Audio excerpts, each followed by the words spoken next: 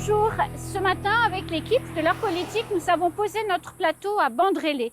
Vous savez, Bandrélé, c'est cette commune du Sud qui est au carrefour des opportunités de développement touristique, mais aussi des projets de développement économique. Nous avons rendez-vous avec son maire, Ali Moussa Moussaben. Tout de suite, c'est son heure politique. Bandrélé compte 6 villages pour quelques 10 300 habitants. 6 villages, mais une disparité forte entre ceux-ci. Bandrélé est considéré comme ayant des conditions de vie plutôt favorables, quand Amouro, Dapani et Bamboest cumulent les difficultés. Par exemple, Amouro, dont l'histoire se retrouve dans la littérature de la zone, ne compte que 19% de logements en dur. Les personnes ayant un emploi à Bandrélé sont de 38%, alors qu'à Amouro, ils ne sont que de 10%. Ils sont pourtant 21% à avoir un diplôme à Nyambadao. Les enjeux de développement sont donc forts. Résorber l'habitat insalubre, créer de l'activité pour donner une chance à la jeunesse de réussir sa vie.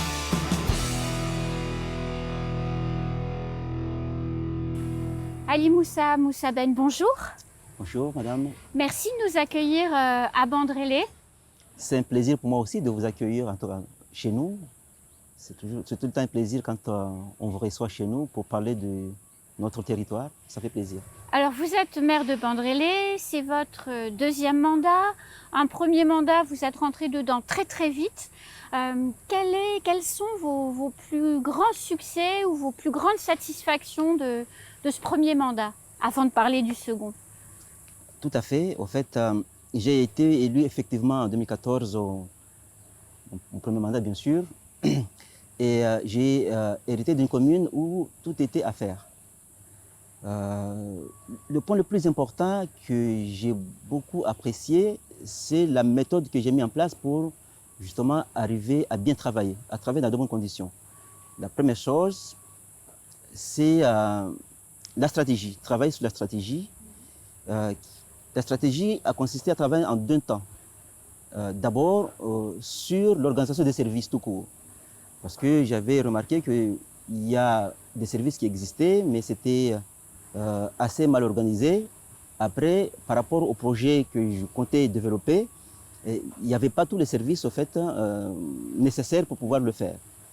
Donc, je me suis posé, j'ai pris le temps nécessaire parce que ça a duré quand même 2 ans, les deux premières années que j'ai passées consistaient justement à réfléchir sur l'organisation de ces services et aussi la stratégie que j'allais mettre en place pour pouvoir mener à bien mes projets.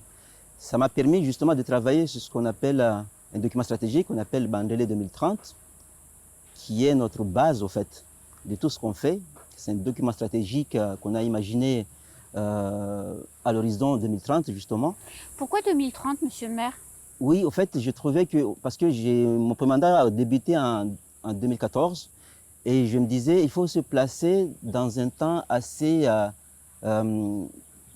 moyen.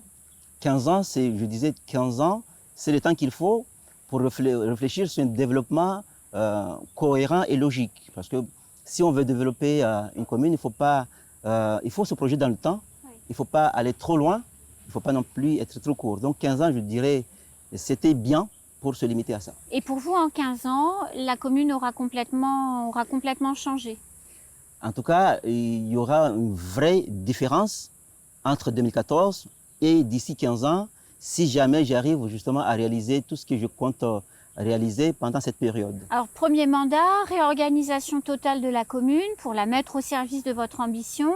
Et quelles sont les grandes réalisations dont vous êtes fiers de ce premier mandat? Alors, comme je le disais tout à l'heure, en fait, on travaille sur des thèmes bien précis. On travaille sur les axes de développement majeurs, notamment tout ce qui est lié à l'assainissement et l'environnement, oui. Tout ce qui est l'habitat, tout ce qui est amélioration du cadre de vie. On avait aussi beaucoup travaillé sur la partie économique, bien que aujourd'hui c'est une compétition, enfin c'est une compétence qui est partie à l'Interco, mais on avait imaginé des choses assez intéressantes là-dessus, puisque comme vous le savez, notre commune a beaucoup d'atouts au niveau du développement économique. Donc ça fait partie des sujets qu'on a assez travaillé, mais aussi sur tout ce qui est réussite éducative, puisque comme vous le savez, on ne peut pas imaginer justement un avenir meilleur si jamais on ne s'occupe pas suffisamment de la jeunesse. Mayotte a beaucoup d'atouts, on le dit souvent, on a beaucoup de jeunes, mais il faut les préparer, il faut les former pour qu'au moment venu, ils prennent en tout cas leur place dans de bonnes conditions. C'est très important et ça fait partie des sujets justement qui nous intéressent, sur lesquels on travaille beaucoup. On a commencé à travailler depuis le mandat passé et on va continuer au cours de cette mandature. Alors, conduire une mairie, développer des projets, c'est long. Enfin, entre le moment où on prend la décision et le moment où on livre l'ouvrage, il passe souvent plusieurs années. Comment vous gérez cette relation avec les administrés entre le temps où vous leur dites, ben voilà, on va réaménager la plage, par exemple, et où on va construire un marché, et le moment où l'infrastructure est livrée? Comment on gère l'insatisfaction ou la frustration des administrés? Tout à fait, c'est très compliqué parce que justement les administrés et la population ils veulent voir des réalisations tout court, mais ils ne se limitent pas aux paroles. D'où la partie communication, c'est très important par rapport à ce qu'on fait. Il faut communiquer, il faut les informer de ce qu'on fait, où est-ce qu'on en est, comment ça évolue, régulièrement le voir pour les rassurer que ça va dans le bon sens. C'est très important la partie communication. Et justement, j'ai vécu des moments un peu compliqués au début de mon mandat passé, parce que comme je l'avais dit tout à l'heure, pendant 2 ans, il ne se passait rien du tout, physiquement, en tout cas de visible, alors qu'on travaille beaucoup justement pour travailler sur la stratégie, sur comment faire, comment avancer, mettre les moyens, etc. C'était compliqué. Alors, au chapitre des grands dossiers que vous avez abordés, il y en a un qui est important et on le voit ici, on est sur la plage de Sakouli. Vous avez choisi, pour améliorer le cadre de vie des habitants de la commune et puis ceux qui auraient envie de venir, de réaménager les plages. Pourquoi? Alors, il faut savoir que effectivement, on a beaucoup de plages dans notre territoire, ce qui représente un atout majeur au niveau du développement économique. C'est ça le plus important. Bien sûr, l'objet pour nous, on est en train de faire en sorte d'aménager des sites de manière à pouvoir accueillir dans de bonnes conditions au fait, des gens qui veulent venir, en tout cas, trouver un endroit agréable, sécurisé, avec surtout tout ce qu'il faut pour bien passer un bon moment. Donc l'idée pour nous, par rapport à tous les aménagements qu'on est en train de faire, c'est justement d'assurer la sécurité dans ces zones-là, mais aussi surtout de créer, de permettre justement à des professionnels adaptés de créer leur propre activité, puisque c'est des endroits en fait, qui vont accueillir beaucoup de monde pour pouvoir tout simplement exercer professionnellement, etc. et gagner leur vie. Donc des restaurants, des clubs nautiques, exactement, des bars, tout ce qui est plaisance, tout ce qui est restauration, tout ce qui est activité, en tout cas qui leur permettra aussi de gagner un petit peu. Alors quand on préparait l'émission, vous me disiez que vous aviez fait le choix d'aménager les plages de manière différente justement. Oui, c'est très important aussi parce que en fait, les gens, chacun a ses attentes par rapport à ces plages. Il y a des personnes qui vont à la plage pour tout simplement se reposer, lire un petit peu leurs livres. Il y en a d'autres qui vont pour faire des volets, etc., etc. Chacun va à la plage pour des besoins vraiment bien précis. Et l'objectif qui est le nôtre, c'est de faire en sorte que chacun trouve un endroit, en tout cas, adapté à ses attentes. C'est pour ça qu'on souhaite aménager les plages de manière différente. Comme ça laissera le choix justement aux visiteurs de faire leur choix et d'aller là où il leur convient, en tout cas pour... Donc si on veut écouter de la musique et passer un moment festif, on va à Musical Plage? Oui, par exemple, parce qu'on est en train d'aménager Musical en ce moment. On a fait la première tranche de travaux, vous l'aurez constaté, je crois. Oui. Donc cette première tranche consiste justement à aménager une zone dévolée, comme vous l'avez vu aujourd'hui. Pour les familles et les amis. Donc les familles peuvent venir faire leur volet avec les musiques, il n'y a aucun souci là-dessus. Par contre, il y a d'autres plages où peut-être on va soit réglementer la musique, soit on va vraiment le limiter pour ne pas créer des nuisances par rapport à certaines personnes qui viennent chercher la paix. Alors, parmi les autres dossiers que vous avez pris à bras-le-corps à Bandrélé, c'est aussi d'offrir des commerces de proximité, des marchés, de revoir un peu les infrastructures mises à la disposition des habitants de la commune.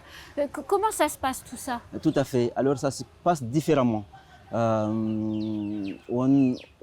entre dans le cadre justement de l'habitat tout court, où on a identifié un certain nombre de quartiers qu'on peut dire, c'est des quartiers qui sont classés aujourd'hui insalubres. Donc, dans le cadre justement de l'amélioration des cadres de vie qu'on imagine mettre en place, déjà, c'est de travailler dans ces quartiers-là de manière à les rendre plus vivables, plus gais, etc. C'est la RHI, c'est ça? Ça peut être sous forme de RHI, etc. Et dans ce cadre-là, on peut aménager, bien sûr, des habitats, mais aussi des activités, enfin des lieux pour faire du commerce, des activités diverses, justement, pour vraiment rendre agréable, en tout cas, la vie dans ces quartiers-là. Après aussi, on imagine aussi d'autres choses plus grandes aussi quand on va travailler sur les zones d'extension des villages, puisqu'il y a aussi des projets qui vont dans ce sens-là. On a des idées, enfin des projets d'aménagement des zones d'activité, enfin des ZAC, des zones d'aménagement concerté en fait, qui sont en cours là aussi. C'est des gros projets où dans le programme en fait, on a diverses activités qui sont prévues dans ces quartiers-là.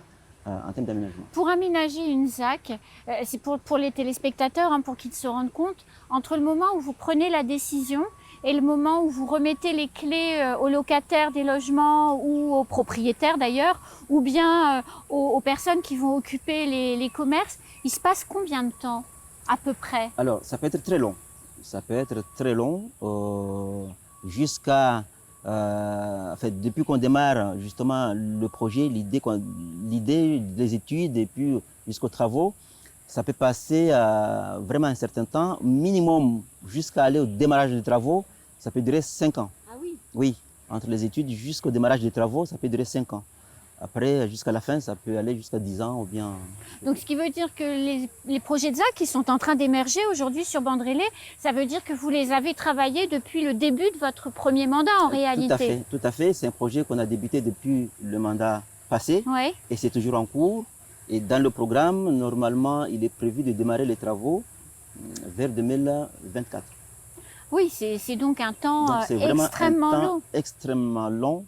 Parce que l'objectif, justement, c'est de bien analyser les choses. Après, surtout, puisque, comme je l'ai dit, concerter, cette partie-là, il est important. Donc, il y a des phases de concertation. Il faut que chacun s'exprime. Souvent, il y a des divergences de points de vue. Il faut à chaque fois répondre aux questions qui se posent. Parfois, il y a des craintes. Et il faut rassurer les gens. C'est pas facile, mais c'est la procédure. Et en général, on arrive justement à la fin à faire des choses intéressantes. Alors vous avez fait des choses extraordinaires quand même à Bandrélé sur la médiation. C'est-à-dire que vous avez des quartiers très pauvres à Bandrélé avec de l'insécurité. Et puis progressivement, on a l'impression que, alors sans que ce soit parfait, mais on a l'impression que cette délinquance ou que cette insécurité quotidienne, elle se réduit en comparaison avec d'autres communes de Mayotte. Comment vous vous y prenez? C'est quoi la recette? Alors, recette, c'est un gros mot. En termes d'insécurité, c'est un sujet assez sensible et compliqué, comme vous le savez. Oui. Mais il faut prendre le temps de comprendre ce qui se passe.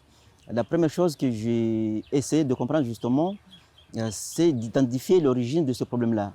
Ensuite, par rapport à ce qui se passe dans ma commune, c'est que moi j'ai pu identifier, c'est qu'il y a souvent justement des soucis liés à des problèmes intervillageois.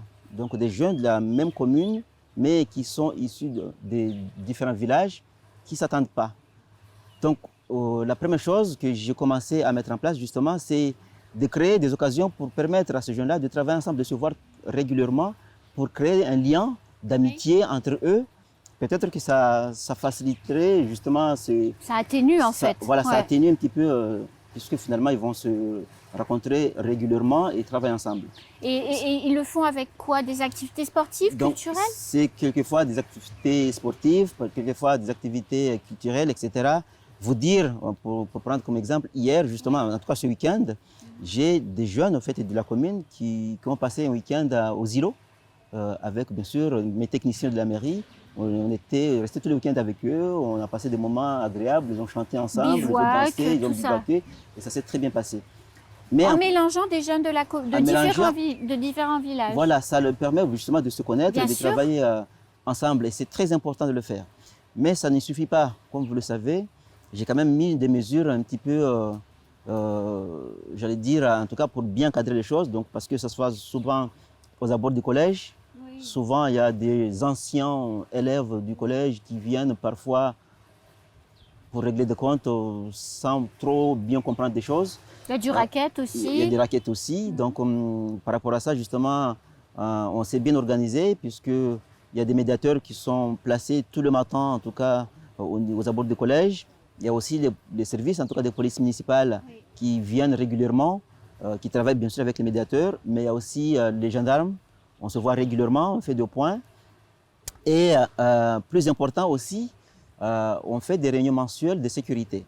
Dans ce cadre-là, on regroupe la plupart des partenaires, le service de la préfecture, les gendarmes, le proviseur du collège, les cadis, services du département, des associations. Donc on se voit, on fait souvent justement un petit point sur l'actualité de la commune, tout ce qui s'est passé pendant un mois. Après, s'il y a des choses justement, il y a des sujets, on se prépare, on se dit qu'est-ce qu'on fait par rapport à tout ce qui s'est passé, comment on s'organise.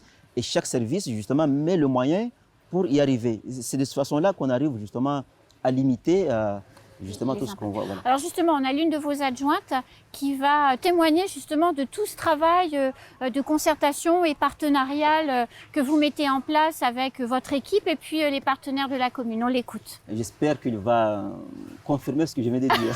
Ce serait dommage.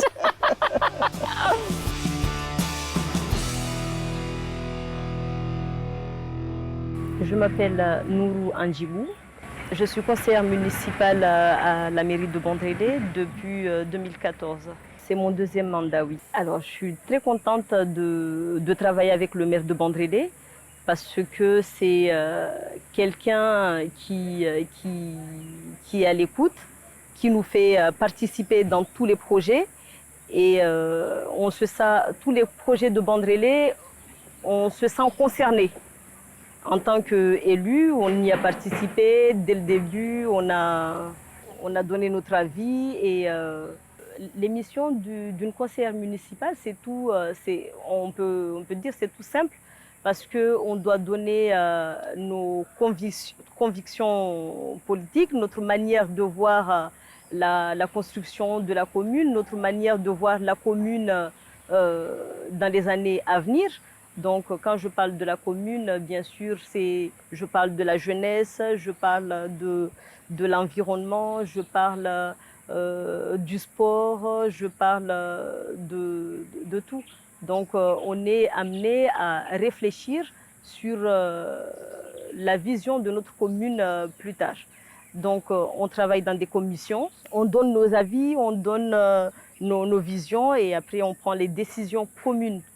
Tout le monde a participé, que ce soit de la majorité ou bien de l'opposition, à partir du moment où c'est une idée qui va développer, une idée qui est bien sûr pertinente. Il n'y a pas de raison à ce que le maire de Bandrélé ne l'écoute pas, ne l'entend pas.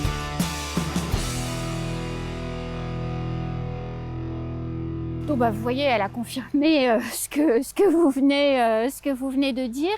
Alors, il y a une convention que vous avez signée. Vous êtes la première commune de Mayotte à l'avoir signée. C'est une convention avec les cadis. C'est quoi cette convention? Vous savez, les cadis ont une place extraordinaire dans la société mahoraise. C'est très important parce que la société mahoraise elle est basée tout simplement sur la religion à la base. Et les cadis, justement, ce sont en réalité, en fait, à la base, ce sont eux qui véhiculent en tout cas tout ce qui est lié à la religion, etc. Et quand ils parlent, ils sont bien écoutés. Et c'était important justement de travailler avec eux. J'ai eu l'idée justement de travailler avec eux dès le départ et je remercie encore une fois le conseil départemental, puisque c'est un service du conseil départemental. Dès que j'ai fait la demande, ils m'ont tout de suite accompagné, ils m'ont répondu favorablement, qui consistait à venir travailler avec ces jeunes qui avaient des comportements un peu bizarres, un peu compliqués, avec leur famille. Parce qu'on avait souvent fait la remarque que ces jeunes qui étaient dans cette situation-là, déjà la famille commençait à ne plus pouvoir justement les encadrer, puisqu'ils commençaient à prendre... un peu violent. Voilà. Donc avec les cadis, on a réussi justement à changer les choses. Et à maintenir le lien entre l'enfant et sa famille. Exactement. Souvent, justement, les cadis arrivent à créer ce lien entre l'enfant et sa famille et c'est très positif. Alors, vous me donniez l'exemple tout à l'heure, on parlait du collège et pour préparer l'émission, on a abordé cet exemple.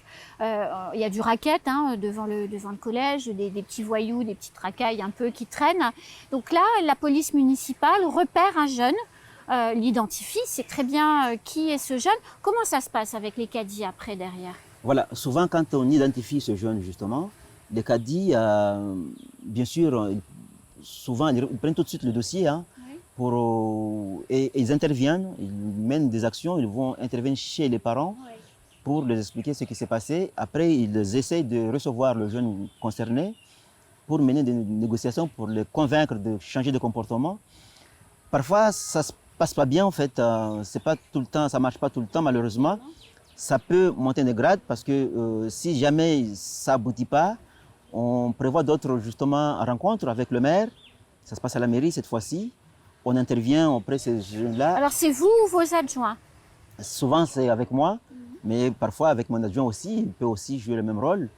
Et jusque-là, ça se passe assez bien. On arrive quand même à trouver de bonnes solutions. Vraiment dans le pire des cas, si on n'a vraiment plus de solutions, là on fait intervenir en tout cas soit les gendarmes ou soit on essaie. Mais ça nous est arrivé, je crois, une seule fois pour arriver à ça. Mais en général, ça se passe très bien.